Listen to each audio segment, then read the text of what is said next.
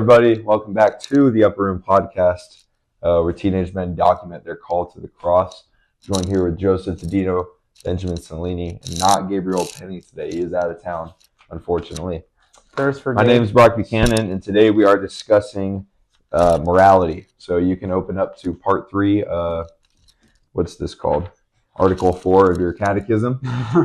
And we're going to kind of go over that, touch on it, and maybe throw in some real world examples and kind of just go over the basis of where we derive our morality from. So would anybody like to just get us started? What's a good where do we what does our morality depend on? That's a good question to start with.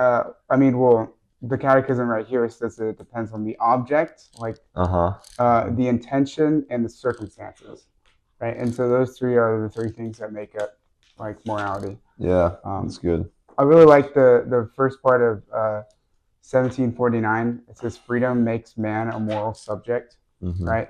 And freedom, not as in freedom to do whatever you want, right? We've talked about this before as a group, that freedom is not being able to choose whatever, but being able to choose what is right. So, I just thought that was interesting. It makes us a moral subject, freedom. Yeah. But freedom's so interesting to talk about. Freedom, I don't know. I feel like everybody has a different definition of freedom, but obviously it can only have one correct definition. Yeah, per se. Definitely. So I like the definitions that you had. I feel like that was a good. I like 1749 as well, because it says that man is the father of his acts, and it kind of shows us that every act we take is derived from our consciousness. And at every moment, we're either choosing to advance light or advance darkness, right? We're either choosing a morally right act or a morally wrong act. I read a book about that. It's called Holy Moments.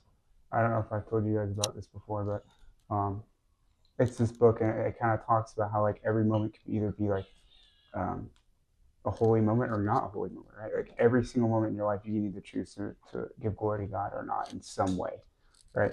I think this is a testament to that, right? Yeah, definitely. Yeah. So you think there could be a morally neutral that you could do? I feel like I don't know, because there's some right here that could be. Well, read the end of 1749. It says they are either good or evil. So 1755. A morally good act requires the goodness of the object, of the end, and of the circumstances together. An evil end corrupts the action, even if the object is good in itself. So to have a good object, you must meet all 3 segments of criteria. The object must be good, the end view or the intention must be good, and the circumstances of the action must be good. So if even just one of those is if one of those is off, it's evil. It's evil. Okay, yeah, that's interesting. Yeah. That argument about is stealing bread if you're starving, is that okay, right? To feed your family or whatever. It's an interesting debate, right? Because obviously the intention is good, but the means, the object, the bread is fine, but the circumstances of the action, stealing, would be corrupt. Yeah, it's interesting, right? Agree. Interesting, very interesting. Yeah.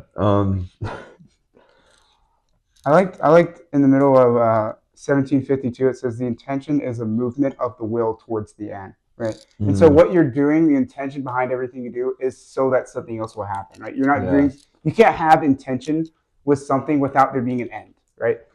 I don't know, for example, if I were to, let's just use the stealing example, right? There's no reason I would have the intention to feed my family without finding an end to do it, right? You can't just have that intention but not have any weight. Does that make sense? What I'm trying to say? The intent. Yeah, I like that. The intention is a movement of the will toward the end. It is concerned with the goal of the activity. It aims at the good anticipated from the action undertaken. I also like in 1753, a good intention does not make behavior that is intrinsically disordered, such as lying and calumny, good or just. So basically what we were saying, 1753, just because you're doing something with a good intention, it being wrong makes the morality of the act wrong. Okay, so what about white lies?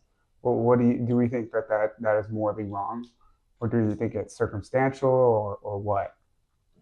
Because Very like, interesting. let's say if you have a little kid, right, and their fish dies, and you Mhm. flushed it down the toilet, and they're wondering where it went or whatever, and then you just give a white lie, be like, oh, it like went to live with its other fishy friends or something, Sure.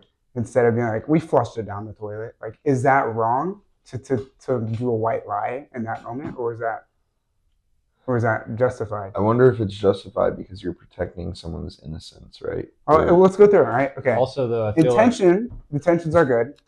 Sorry, Yeah. go ahead. no, you're good. You're good. So intention, circumstances.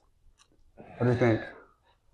I think the circumstances, that's where it gets hazy, because in that situation, you're right, you're trying to protect your child's innocence. You're trying, like if you have a young child, they don't understand death fully. That's intention, though. That's not Well, circumstance. yeah. It's interesting. I feel like lying, like the whole sin behind lying is that you're like taking away someone's like full knowledge of the situation. Like that's why it's a sin. It's that everyone, I don't remember who said it, but everyone is like worthy. Like even if you've done the most egregious thing, you're worthy of knowing the truth. Like something is true. Mm-hmm. So that's why lying is a sin. You're not allowed to hold that from somebody else. That's So I interesting. think that's the thing with white lies. It's like you are holding that from someone else. You're withholding the truth from them, but you're protecting their, like you said, the childlike innocence in the sense like, I don't know. For me, obviously, as like just a natural human reaction, you'd think the white lie is like okay. Yeah, That's like my first reaction personally, agreed. but I don't know. I don't I know. feel like by not this 100% definition, it's not. Yeah, as much as I want to say, hey, it's all right, it's justified. I literally wrote in my footnotes, intention does not make the bad good. Yeah. Well, So this it's is like- interesting because we say that it's okay, certain sins are okay because if you don't know, right? For example, receiving the Holy Eucharist during Mass in a state of mortal sin, right? If you didn't know, you're not supposed to do that. Obviously, your intentions were in the right place, but the circumstances are wrong. So is that morally evil? Is that a sin, even if you didn't know? Well, if you didn't have full Well, knowledge yeah, of it's the objectively, circumstance. yeah, but you just didn't know, but it's still objectively sinful. You just didn't know. But Okay. it has no like effect on your soul, or I shouldn't say no effect, but it wouldn't have as great of an effect on your Well, yeah, soul. I think it's like moral. Because for it to be a mortal sin, you have to have versus full okay. knowledge. Yeah. Has to be morally evil, and you have to have like the time to commit the sin. So, yeah, okay, so it's like the opposite. I think so. The difference between venial and mortal basically goes down to intentions, right? Full, In a- If you in a think way. about it. knowledge and And- grave matter. It has to be a grave matter as well. Yeah, So, that's true. So, like a murder would be if I committed a murder in full knowledge and full consent, then that would be a mortal sin. But like, What if you committed a murder on accident, and would that be a venial sin? that's what I'm saying. Right? It I would think still- intention grave is the matter. difference. So grave matter. You didn't have full consent. So it's That's not what a I'm mortal saying. sin. I don't think it'd be mortal sin. So the difference between a mortal sin and a venial sin is intention. Yeah. Intention. well, also the grave matter. Though. the I grave feel like matter, like Yeah, but you white, can do- like a white lie. if it's the same sin, I guess you're talking about. If you're talking about murder, then yeah, I guess you could say intentionality and Because no matter the The full- severity of a sin, it can still be a venial sin depending on your intentions. yeah, but yeah. we have to have time to think through the sin as well. Mhm. Like you can't just like if someone like, well, I guess self-defense is not the same thing, but I don't know. For it to be mortal, you have to have full like you have to be willing to do it as well. Like you Yeah. can't be forced into it. Willing and able. Yeah. It's an interesting argument. That's very interesting. I don't know. I think murder and self-defense is unjustified still. I thought that was. I want to look that up real quick. I thought it was in. Self-defense? Yeah, because we had this talk recently. That is interesting because like if you think about it, like the intention's right, but the circumstance is not. You still kill somebody. Or Yeah, hurt but somebody. That's my Or point. I feel like you have the right to defend yourself in that instance. Like if you're physically being, harmed, then you have the right to defend yourself with the same force. Nothing Yeah. more. So If a man in self-defense uses more than necessary violence, it will be unlawful. That's vague. Yeah, I feel like in here it's so black and white, but in like reality, there's more nuance, right? Because right Yeah. here it's like it's very clear what is, what's not. But when you bring up these circumstances, these different circumstances that were scenarios that we're talking about, like it becomes confusing. So just the Google AI says that the purpose must be to protect one's life or the life of others, not to kill the attacker. So when you're self-defending, you're not trying to kill the guy who's attacking you as much as you're trying to defend yourself or the people you're protecting, right? Okay. Now, if he dies, then what I read that is that it's more like his fault, right? Because he's the one attacking you. But your intention should not be to kill Okay, that makes sense. I feel like that. I don't know. What was the It was like a recent event in Minnesota or something him. where Oh, the ice guy, lady? I don't know. Was it like the guy came into the college campus with like a gun Oh. and they beat him to death? Like the 3 college kids like literally jumped at I thought him that and was beat him it. to death. Was that that was like last week, right? Yeah, something like that, I think. But like, I feel Yeah. like you never know. Like, what if you see that and you're like, if you just let him, like, you see he's, I guess I'm kind of being vague. I don't know. I wonder. If you never if you don't kill him in that circumstance, then what if he just gets up and starts shooting people again? So it's like, it kind of seems like a necessary. I mean, that's the whole argument with Thing. the death penalty, right? Yeah. Sure. Do we have the means to keep somebody separated so that they don't commit more? Yeah. I mean, that's the argument with the nuclear bomb, like you were talking about. That's the argument with war. That's the argument with everything. Like, can you justify doing something if you're trying to protect, future outcomes, right? So if in the case of, the nuclear bomb, like, can we say that it was okay, morally right, to drop a bomb and kill all these innocent people? Well, some of them innocent, but you get what I mean, right? Because it prevented further deaths of many people if the war continued. Sure. Are you asking? No, I'm just saying that's an argument. Yeah, feel free to, give your opinion on that. No, the nuclear bomb was not justified.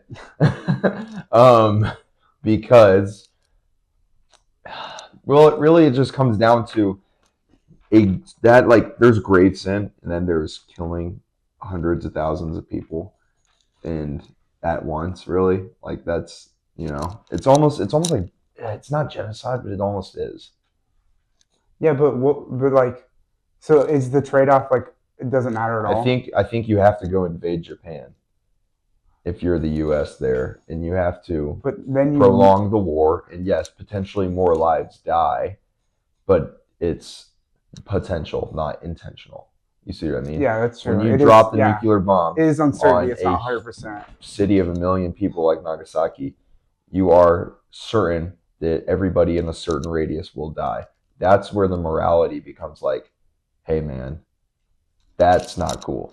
Yeah. Like to put it very, very like elementary, don't do that. Yeah. I mean, sure. Makes sense. I mean, I've never really thought about that like that. But what about like war, for example? Let's say like not religious war, because obviously if we're defending like the Crusades or something, that's a different story. But just like general political conflict, what's the morality there?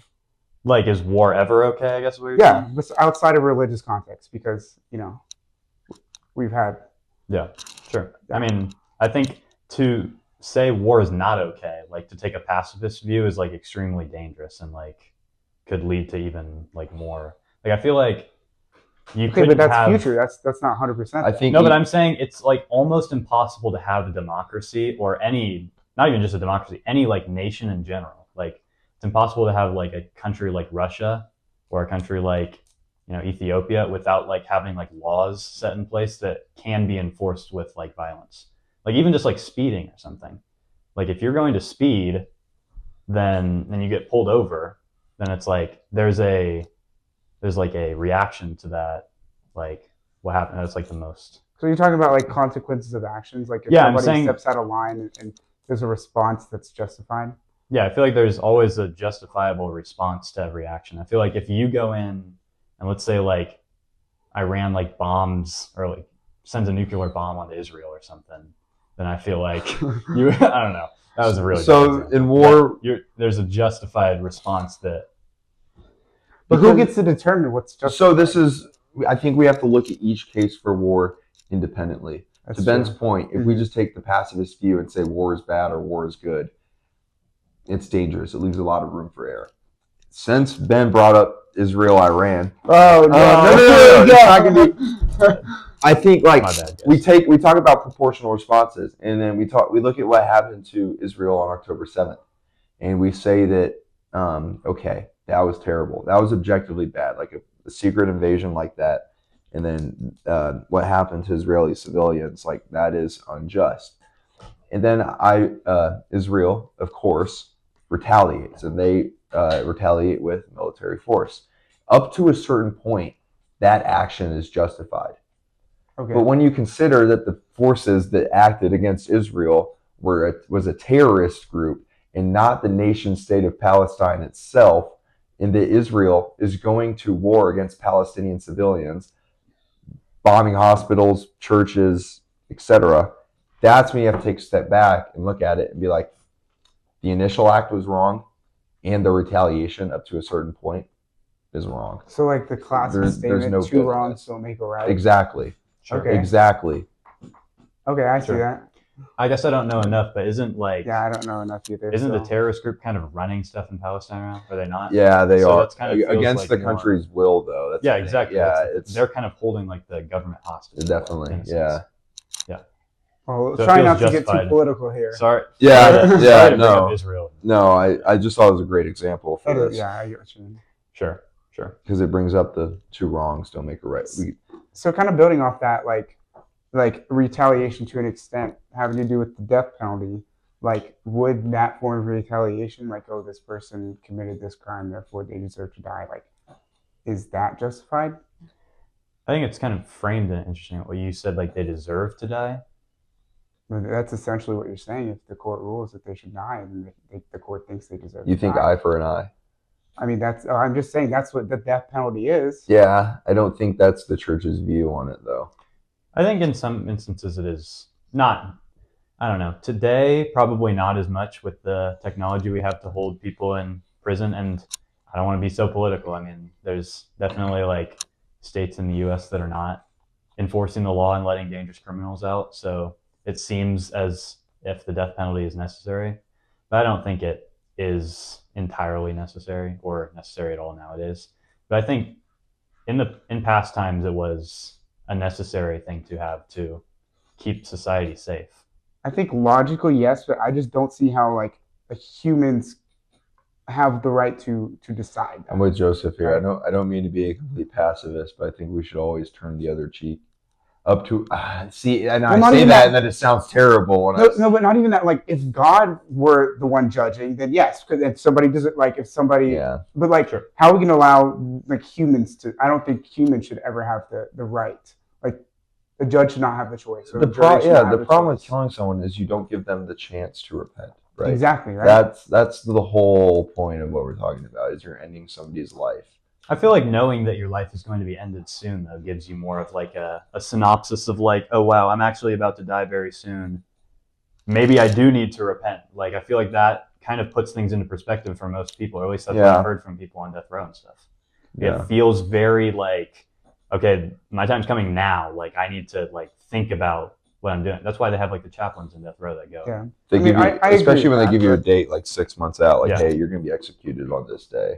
Yeah. Well, I think that is a little more just than just killing someone the day after their sentence. Well, I don't know. I still like. I think that the death penalty would be okay if there was divine intervention having to do with it, right? But like, I just don't see how like a jury or a judge should have that right. Like, why are they morally above or have the moral superiority to say that that's what that person sure. needs? I agree with you. I don't know. It feels like something is missing though from that, because it's like that leaves so much room for like just dangerous like criminals to be roaming around the streets if you're not going to execute them. Like, I'm talking about like 1200s like United Kingdom like. Well, Yeah, but that's the same argument as the nuclear bomb, right? We could have ended the war in a different way. Because it's the right thing to do, you have to do it. I think that's, the easy fix would just be to kill them, or the easy fix would just be to drop an A-bomb on Nagasaki. Like, ultimately, there might be worse outcomes, but that's not certain. Killing him now is certain. That's what I like. If we invaded mainland Japan, okay, maybe it costs us more lives in the long run. Maybe the year goes on another 4 years, because that's going to be some very intense fighting. But the fact that it was, the fact that maybe there's more deaths than the A-bomb versus there just being a bunch of deaths when we dropped the bomb. I don't know. I feel like some things can be like genuinely certain, though. Like, almost in a sense, like, if you let a criminal that has killed 30 people out of prison, he's going to kill someone else. That's not like certain. I can almost guarantee you that. I don't even disagree with that statement. I can almost guarantee you that. But there's always room for. There's always room. Yeah, exactly. Sure. I mean, I don't know. I'm not hating. I definitely see where your point's coming from. I agree that there definitely could be like repentance in a way, like that it could change. But just because it could, like, that's exactly the point you're making at me. Just because it could change doesn't mean it's going to. Like, I don't know. Yeah. I see both sides. I don't know. It just seems like non sequitur. I don't know. Interesting. Yeah. I don't know. One may not do evil so that good may result from it. We'll research more and then we'll come back and have a debate. Interesting. Yeah. I know the Catholic Church has been a little bit iffy on the teaching on the death penalty. It's kind of been. I think it's gotten more clear. I mean, it was very vague previously. Well, I think that's because it was more necessary previously. Yeah, I think that's why. Yeah. I think now it's not as necessary. If you even want to say not necessary, I'm okay with that. Like, if you're. But are we supposed to change with the times? I thought we weren't supposed to change teaching with the times. Well, yeah. What do you mean? Like, you just said that, like, it's discipline, not doctrine. No, we can change teachings with the times. We just cannot, like, change morality with the times. The teaching on the death penalty is discipline, and it's discipline for a reason, so that it can change. Sure. If it was doctrine, we'd have to keep it the same. Okay. Yeah. Doctrine cannot change. Doctrine is doctrine. Gotcha. So, like, this and here is doctrine. Intention does not make the bad good. That's doctrine. Now, the practical implications of that would be called discipline. Nuclear bombs, death penalty, war, etc. Okay. Teachings on that would be discipline. That makes more sense. I haven't heard it like that before. Thank you. I do really like the kind of in brief of 1759. This is kind of a lot of what we've been talking about. The end does not justify the means, right? So back to all these arguments we've made, like St. Thomas Aquinas. Yeah. So here's a question I have for you guys, relating to all this. This is a timeless example, right? The train. Okay. Coming at 4 people, or you can pull the lever and it changes the path, kills 1 person. If you pull the lever, like, you did the action. If you do nothing, then more people die. So is there a morally right answer? Yes. You kill 1 person. Seriously? Yeah. Okay, but that's the opposite of what you're saying with the death penalty. It's not because 4 people are going to die, or 1 person's going to die. Oh, it's because it's certainty both ways? Yeah, it's certainty. Okay. That's the rule in the example. I mean, at least, you're going to say, do you know you're going to kill 4 person if you do nothing, if you omit to the decision, or do you know? That's why I think there can be like a morally neutral. Like, it's not morally good to pull the lever and kill somebody, but it's not morally good to leave the lever and kill 4 people. I mean, there's no gray area in this, though. I would argue it's more moral to pull the lever and kill 1 person. Yeah. I mean, it's interesting, right? Because a lot of people will argue that doing nothing is better because, like, you're not committing an action. But doing nothing is an action. No action is an action. Yeah. So. Sin of omission. Yes. Yeah. If you know you're going to do something, you're just. Yeah, I mean, I don't know. So then, if you frame it like that, it's either you kill 4 people, you kill 1 person. It's like, obviously you pick 1. Yeah. So I feel like that's why it seems more. But it's just because it's a tangible action. Yeah, exactly. That's why. It's an interesting argument. I have another question, kind of different than I kind of talked to you guys earlier about this, but do you think that everyone's sense of morality is born the same, right? Our conscience is the same when we're born. Do you think the circumstances of their life will change their view on morals on different subjects? I would say so, yes. Like the inner sense of morality. Do you think that is changed? No, I think our morality is given to us by God. So morality, so the inner sense of morality and their conscience cannot change depending on their circumstance. I I would, think you're like there's like an objective morality, like for sure. But I think like what you believe can be changed by. yeah. So do I you think think it's To just answer kind of your question, interesting. yeah, I think our morality It just seems interesting, is like to be framed like because morality is objective, but yeah. no, it's not. what Oh we- wait, oh, I thought you said subjective. Yes. yeah, Okay. Sorry. My yeah, bad. Yeah. yeah. This is a big conversation and like the topic of like atheism. It's like where do you derive your morality from? Because if your morality is just given to you by laws or by nations or by courts or whatever, then it becomes a case where if we all have different moralities, then there's not really a higher being. So yeah, I would say that as a Christian, yes, that all our morality, we all have a basic objective sense of morality. Okay. Well, follow up on that. The circumstance I was thinking about having to do with that is, let's say there's a Christian pro-choice person, right? We can all agree that we have an inner sense of morality that killing is bad, correct? Mm-hmm. Yes. So are they acting against their inner sense of morality when they're being pro-choice? It depends. Are they ignorant or are they in knowledge of what they're doing is wrong and they're doing it for like validation of other people? Like, Maybe they're doing it like- because they think that's right because they think their inner sense of morality is that. Are we saying that like their I think- perception of the morality is wrong or that their morality has changed? I agree with that. It's like their perception of the morality is incorrect. Okay. Yeah. So like you could I agree with have that. you could have a misconstrued sense of morality, but that doesn't change the fact that morality is objective and there is a true yeah. like. I killing agree is with wrong. that. I just wanted think to I see think you if guys- they're trying to act in right, like I don't know, pro-choice is kind of hard to say that, but like we talk about like some more like liberal ideas that a lot of Christians support, climate change, like immigration policies, like certain things like that. If they're acting like in the right heart, I think they can still receive some graces from that. I think that's why I said like it kind of just comes down to ignorance. Yeah, I mean, obviously, both sides of this think they're doing the right thing. Like the liberal side is not thinking like, oh, we're killing babies. This is we don't care. Well, like, they think they're doing it for good reason. you'll be surprised. Like I was at the But pro-life rally. the general people think that like it is a good thing. I That's think- probably a niche view. Yeah, I'm sure this is it's portrayed by the yeah. media. It's I think majority of people, especially like Christians that are pro-choice, are doing it like for your point. Like we're just It's like they think that they're doing a good thing. They're Yeah. trying to Yeah. help women Yeah. or whatever their reasoning might be.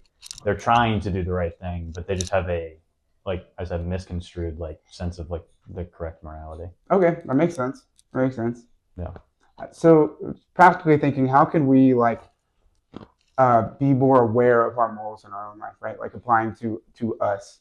I know personally, like sometimes when I'm not intentional with certain things, like some of my morals get left behind. So how can we like be intentionally aware of our morals in a more Right. consistent way? Read the scriptures.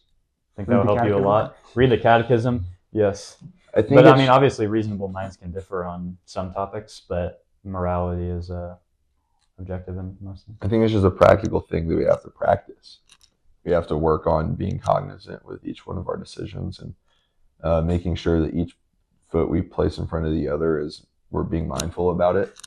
No loose lips, no loose steps. Like whatever we're doing it to advance the light, right? I mean, it's very easy to just slip up and like not pay attention to where you're walking or what you're saying, speaking figuratively, and we need to avoid that at all costs. Right? Yeah. I agree with that. I like that. It's just something you have to practice.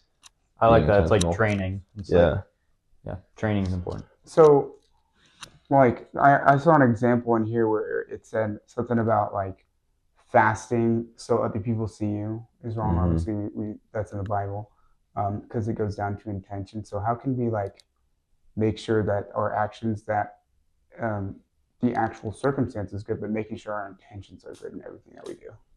I think just doing things for the Lord, like your main purpose for every action should be, for God and not for yourself. But how do you do that? Oh, how do you do Yeah, that? like, practically? I know you're supposed to do that, but Okay. that's something I've struggled with. Wait. It's like What was the question again? like how can you make sure that your intentions are aligned? Oh. Like obviously your actions can be morally right, but like like the circumstance game. We talked about I have to be all three for it to be good. So I think when intention. you make a big decision, you have to discern like, why am I doing this, right? Yeah. If I'm doing good, but I'm doing it for corrupt ways, then it's a corrupt action. But if I'm doing something corrupt, but I'm doing it for good, then it's still a corrupt action, right? So you have to discern, and you have to make sure that all three things fall parallel with each other. Here's a great follow-up question to that. So, is it equal footing for someone who rejects Jesus versus someone that is following Jesus because they don't want to go to hell? Because the first person is all three of the things are wrong. The second person, one of them is wrong. Therefore, it is evil, which is what it says here. Well, why are they not following Jesus? The first person. I don't know, just rejection. Well, let's just say they're morally wrong, right? They're morally evil. Well, I think it's an important caveat. It's like, are they rejecting Jesus because they don't understand what Jesus teaches, or are they rejecting Jesus because they understand what he teaches and they don't want that?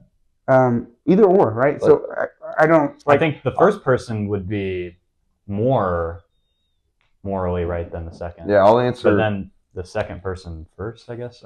I don't know. But why? According to this, it's the same, right? Lumen Gentium, one of the documents from Vatican II, we say that God judges everybody justly, and so He knows what's at each one of our hearts, and He would see like, okay, this person doesn't know me fully, so they're doing something, and they're gonna receive some grace because they don't know that what they're doing is wrong, right? Same way like what you talked about before we even started the podcast, like receiving the Eucharist. If you don't know you're in a state of mortal sin, or you don't even know what a state of mortal sin is, or you just were catechized so poorly that you don't even know that like you can't receive the Eucharist when in mortal sin, right? Because you don't know, God in His justness will give you the graces that still flow from Him. Okay. He's not going to hold that back from you. So what about the person who is following Jesus because they don't want to go to hell? Is that evil? They're held to a higher standard. Yeah, it's like, why is a priest treated differently in heaven than a layperson? Why are they held to a higher standard? I don't think it'd be morally evil. But their intentions are in the wrong place, and it says. Yeah, it'd be morally. No, it would be morally evil. Yes. I disagree. I don't think it's morally evil to follow God in a. I don't think so either. But like according to this, that's kind of conflicting with what my beliefs are. Well, I think what's the intention is that they are scared to go to hell. Yeah. Why is that an evil intention? No. That's, Why is that an evil intention to have? You're saying because it's not out of love for God. It's out of fear of hell. I don't think that's a necessarily evil intention to have, though. I think that's more of a neutral, actually. Okay, then what about if it's like out of pride because they want to look cool or they want to look better than people? Then yeah, that's like, I think that's pride could God. Be a morally evil thing. Pride is like an actual. So even if they're following Christ in their actions, but it's their intention, that can be morally evil. So I misunderstood the question when I said it was morally evil. I would actually. I guess if pride was a mortal sin in their life, then. Okay. Yeah, I'd actually agree with Ben. Like, I think it's up for God to judge in His justness. Because maybe, like, through that initial fear of hell, they do find a love for Christ. I think that's where I started. Like, that's where I started my faith, is out of fear of hell. I think Joseph's more saying, like, the person that, like, continues in that belief, like, willingly, in a way. Like, they... Yeah, like they have no desire to find a relationship with Jesus. It's more out of, I'm doing this because I don't want to go in hell, and that's just what I do. I don't know. That seems more like checking the box type of thing.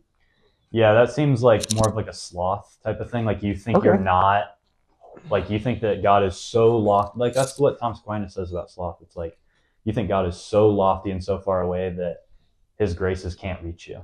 And so you're just lazy and you're like, okay, well, he can't reach me. I'm just going to like stay where I am. I think we see that a lot in the church today. Like people that show up for Mass every Sunday just for like heaven insurance. Yeah. But between Sunday to Sunday, they're not really doing anything to. They're not insuring their heaven. That's kind of what I was trying to get at. They're not insuring their heaven. That's what I was kind of getting at. It's like you're just checking the box type of thing. I don't know. I mean, I really like. I don't know. It's a good question. Yeah. I think God's the judge, and I think it could be. Yeah, I think it could be different in different circumstances. Yeah, I mean, we don't know for certain. besides what's written and you know but yeah, Yep. I think it's interesting. There's so much to talk about morality. There's so much I don't want to say gray area, but Yeah. topics that are hard to find which one is right or wrong, right? Yeah. The way I think of it, everybody's familiar with Desmos, right? If The graphing yeah. Yeah. Okay, no, hold on. Let me pull it. Okay. So if you zoom in further and further on Desmos, the line divides the y-axis, right? If we just drew a giant y-axis, Yeah. if we kept zooming in, the line would just get it would just be there, no matter how far we zoomed in. We think it would get bigger and bigger but and it's bigger. just the same. It's the same size. There's no area in the middle. Well, that's A because dot- your scale is changing as well. That's what I'm saying. A He's dot using that either. for That's analogy. exactly what I'm saying. Okay. A dot either falls on one side of the line or another. It doesn't. But if we zoom out, these dots look like they're all on the line. But when we zoom in, they're either on the line or they're not. Okay.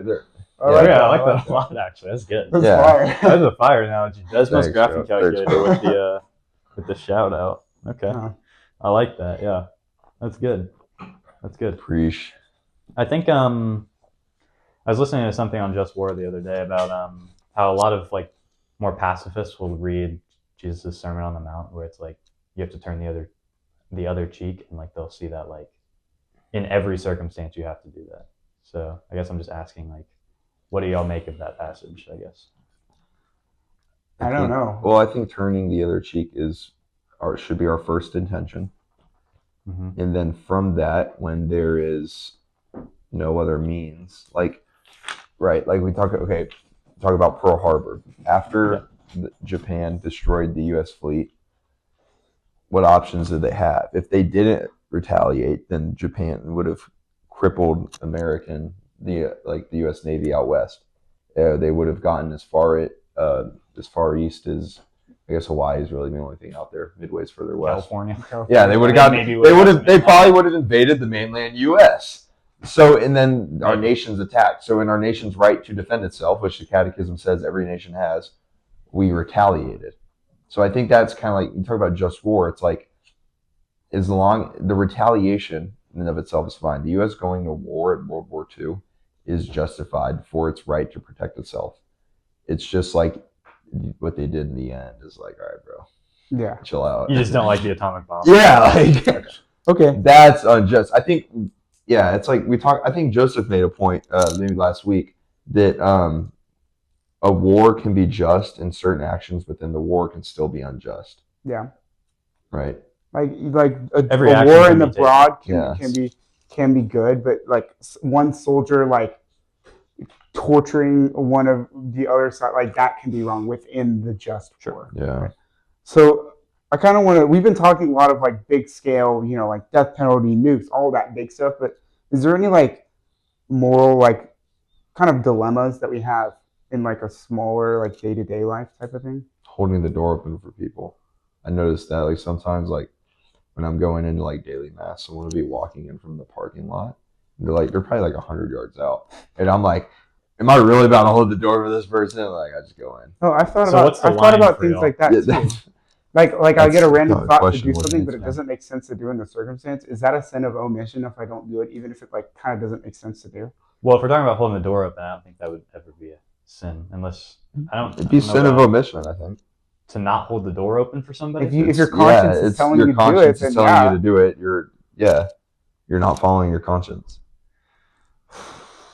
If your conscience is telling you to hold the door open, I feel like Yeah, it's hard to. It's the sin I of think it's omission. hard to differentiate from your conscience and just the thoughts in your head though. A lot of the yes, time. no, that's And what I think that is that's what I was trying that to is say, a yeah. very hard line to where it's I No, don't it's think your not. conscience is going to be telling you to hold the door open for someone 150 feet away from you. I said 100 yards. 100 yards is a football field. Double that. That is I a think football it field. would, because because You can have differentiating. intrusive thoughts though. Yeah, So are well, intrusive so thoughts part of differentiating- morality? Because your conscience will always lead you to the good. That's why in Lumen Gentium paragraph 16 it talks about following your conscience as a means to following God, because your conscience is given to you from God. It's derived from God. Intrusive thoughts, what if I pulled the fire alarm right now? Or like if you're sitting in like a bunch, like if you're just sitting in a giant room, you're like, what if water like filled up this giant room and everybody drowned? I don't know. Like that would be, that's not from God because it's bad. So God how do is you know? objectively good. How do So you know? anything objectively good is from your conscience, is what you're gonna say? If you have the thought, yeah, it'd be from God. Like if I was to, let's say I didn't, like right now my consciousness is telling me to walk y'all to the door when I leave.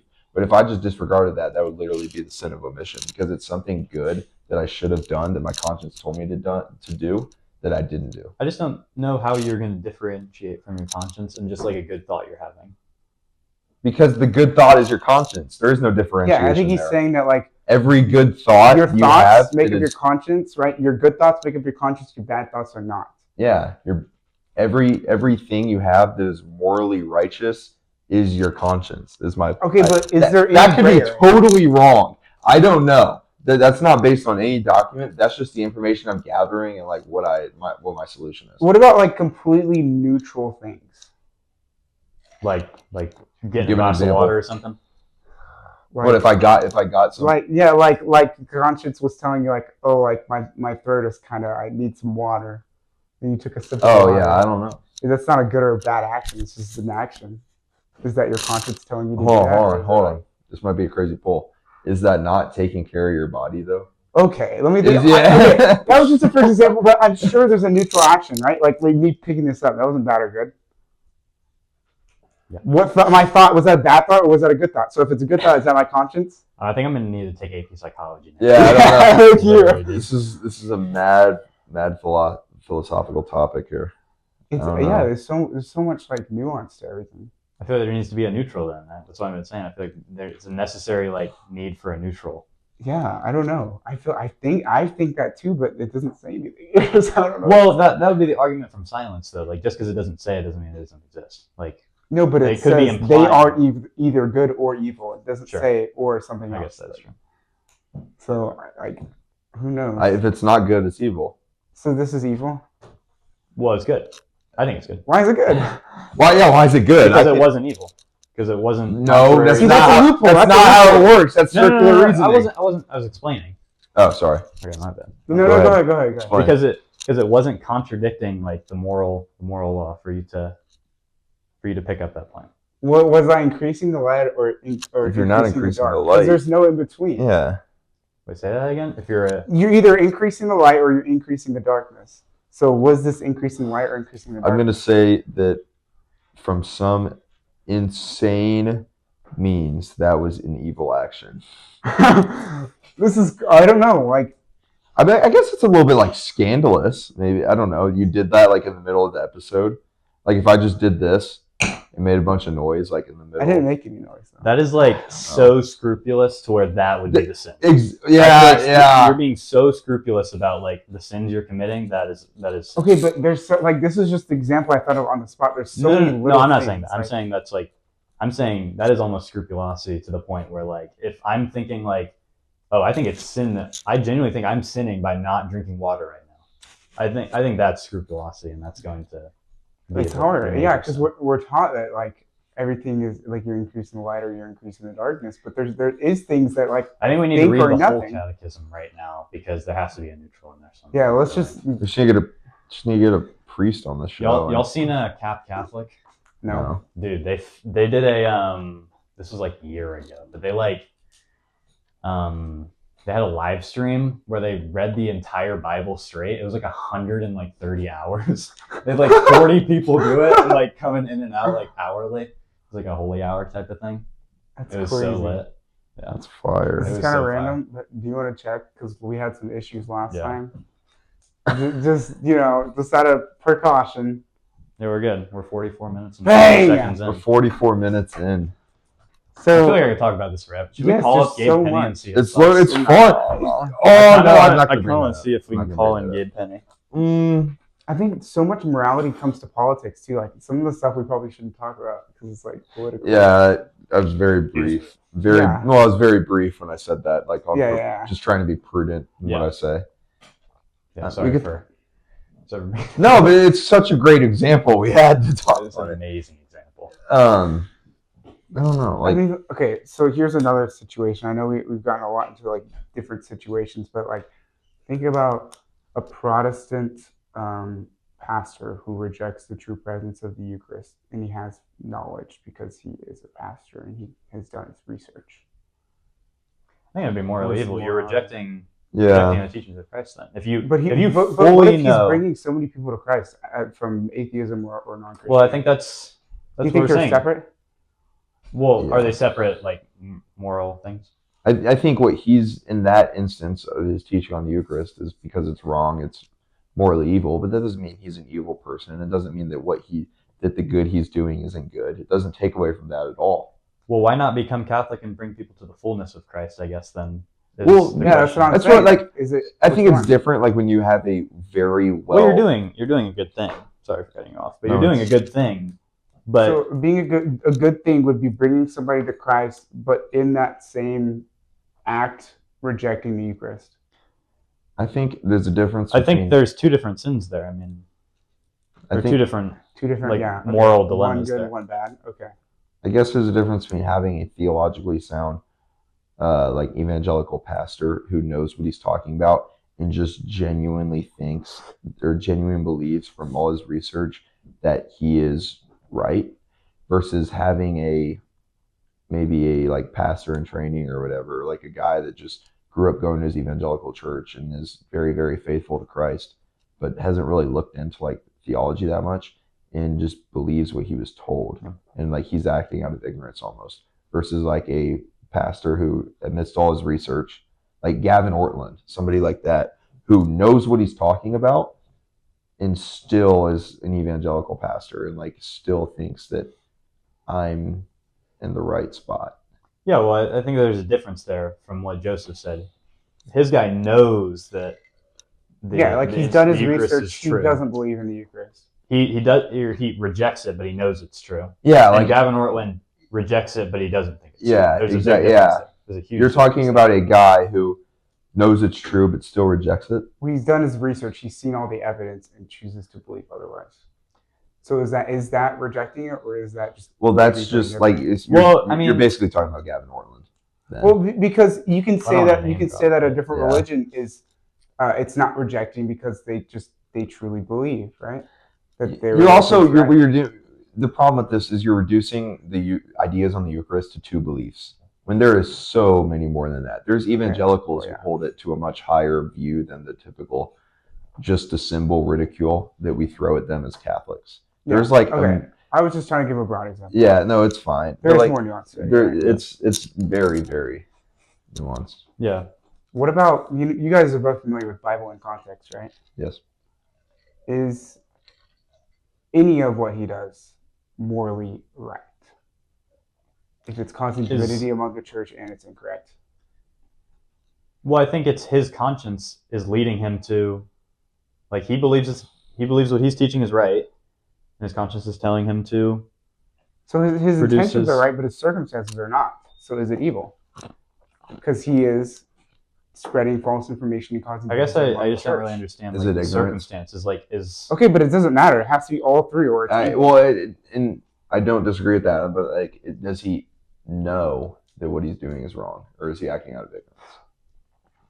I mean, this just I really mean, feels like He's a real guy. so. It's This evil. I feels agree so with you. either or. Like, Well, there's so much nuance. That's to what every that's what this says it is. Yeah, I'm not taking a side, by the way. I'm just Yeah. offering. I think it is evil, but it's when you zoom in on the Desmos calculator, there you just keep zooming in and you see how close it is to the line. Versus when you zoom way out, it looks like it's on the line.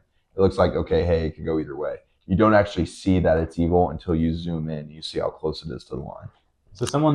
So you'd say that someone is following Christ, like to the best of their intentions, but they're doing it and like, let's say they reject the Eucharist unwilling, or like they don't know if it's true or not. They haven't come to a decision on that. They haven't come to a decision on, I don't know, papal infallibility or something even more like, I can't think of an example, but like that person you would say is morally doing something evil by following Christ? I don't know for certain, but based on what I've read today here, I would I say think yes, so. but again, like I talked about Really? with the Desmos calculator, it looks like it's on the line. when you're zoomed out. It looks like it could go either way, and you don't see that it's morally evil until you zoom in. And then the scale at which you're looking at it when it's zoomed in is such a minuscule scale. So it's barely off the line.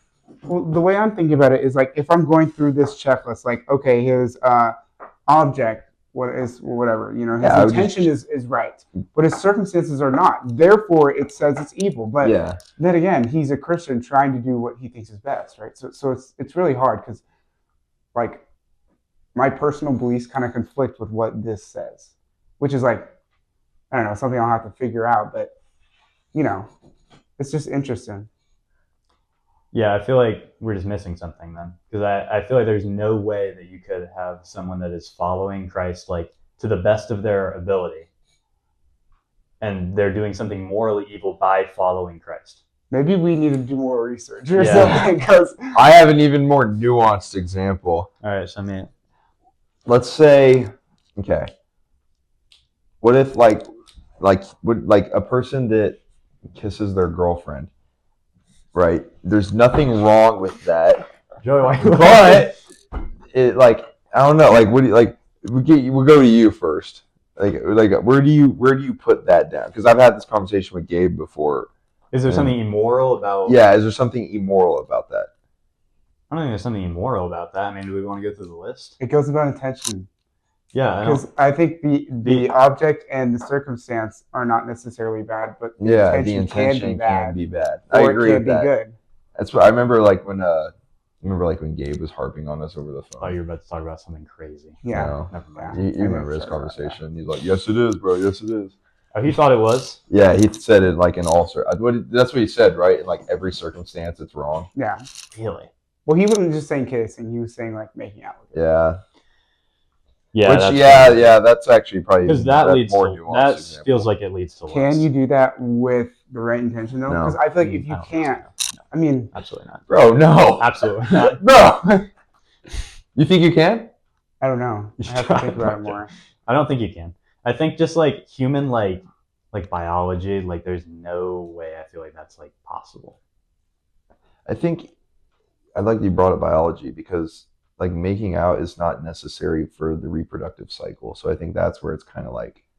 But it's leading you into less. Exactly. That's okay. what. Like you're being stimulated in your brain. It's like it's causing you to like bring forth more lustful thoughts, and then the intention can be go from good to bad. So doing that outside of like the sexual unity is wrong because it induces thoughts that are meant for unity. I like the way you put that. Yeah. Are you asking? Yes. Well, I like kind of. That's what I'm kind of. Yeah, I would agree. I would say that. So it's under the same scope as like, you know, all the other stuff. Yeah, I think it falls under that. Like, it's just at a certain, like, where do you draw? At a certain point, you have to put the line in the sand and say, if I cross this, it's morally wrong. Yeah. I think when there's like kissing has a lot of nuance behind it. It's hard to draw that line in the sand. And I think that's where you're. I think there's more things that are like more objectively that action is evil than I think kissing. That's why I said like you want to finish with a crazy nuance. That's true. There's lots of nuance to everything that we said today. Yeah, exactly. Yeah. That was good. I mean, yeah, that's a good example. Wish Gabe could have been here. I know. I really want to call him up and like. I think we covered a lot. Like just even like amidst the ignorance of our what we know on this topic. I mean, yeah, I missed our lack of knowledge. I really did want to talk about like the pacifist view of like John 5, I think, the sermon, or Matthew 5. Sermon on the Mount, right? Matthew 5. I don't know. Anyway, I don't be knowing the numbers like that. I think it's Matthew 5, like 20 something, when he talks about an eye for an eye. Sorry. But anyway, it was what are they called? Chapters? 1973. I think I don't paragraphs. Know. Paragraph 1973. So it talks about the precepts and the councils. So like we were talking about with what is it, Father Zach, the evangelical councils. Yeah. Like, yes. Not the ecumenical. Not the ecumenical. Councils. If you know, you know. If you know, you know. Yes. Where was it? Oh well, whatever. We'll get to it later. It's something in Matthew 5. But it's like Jesus is giving a counsel here, and he's not giving a precept. Like a precept is like a law, and a counsel is like meant to be followed by most people, or not by most people, by some people in some circumstances. Like not everybody is called to chastity. Like There you are. Everyone's called chastity. not everybody is called to the chastity in Celibacy. religious Celibacy. celibacy. Yeah. Not everyone is called to celibacy. Yeah, that's true. Like not everybody is called to a extreme amount of like poverty. Not everybody is called to an extreme amount of obedience. Mm-hmm. Okay? That's true. So not everybody is called in this same precept. Sorry, Rupert, shaking the table too much. Not everybody is called to the like extreme, like I don't know, like turn the other cheek in every single circumstance. Like he's not giving a law here. Like in, I think I don't remember what the next one is, but it's something about like giving to the poor. I think it's like not like if people will take the first one about not like turning the other cheek. They'll take that one and they'll be like, Apply this is to true. all circumstances. This is applied to every circumstance. But I know nobody that applies the other one about giving to the poor in every circumstance. Mm-hmm. Like if you are asked of something, you give it to, if your brother asks for your cloak or whatever, you give it to them like twofold or whatever it says, something like that. Mm-hmm. It's like, I don't know anyone that like applies that to every single circumstance. Okay, I get what you're saying. It's a like an evangelical counsel in a way, not a law. I like that. Okay, I like that. To That was Joe good. Heschmeyer. That's Joe good. Heschmeyer is the goat, so we need him. Joe Heschmeyer's tough. We get him on the podcast. You answer these questions. Yeah, we're just gonna grill Joe Heschmeyer in the next episode. Hey, we're looking for guests though, so Yeah. anybody that knows ball, then hit us up. If you want to join, if you want to come up, hop on the pod with us, and you know some ball. We'll put a link in the Instagram bio for It's Sign up. yeah, Sign up. sign up Google sheet. form link. The sign-up sheet. It's not hard to know more ball than us, as you can tell. Really So not, yeah. if you do and you would love to come on, we would love to have you. We're just teenage dudes trying to figure stuff out. Yeah, trying to read this and Maybe when we're like 8. look at what it means. Yeah. Yeah, We gotta come back in 40 years and show off all the knowledge we've gained. That's that'd be crazy. It'd be fire. That's scary. It's All not right. scary. It's exciting. Subscribe. Yes. Subscribe, everybody. Thank you for watching. Yeah, facts. R.I.P. Gabe. Rest in peace, Gabe. Baby, baby.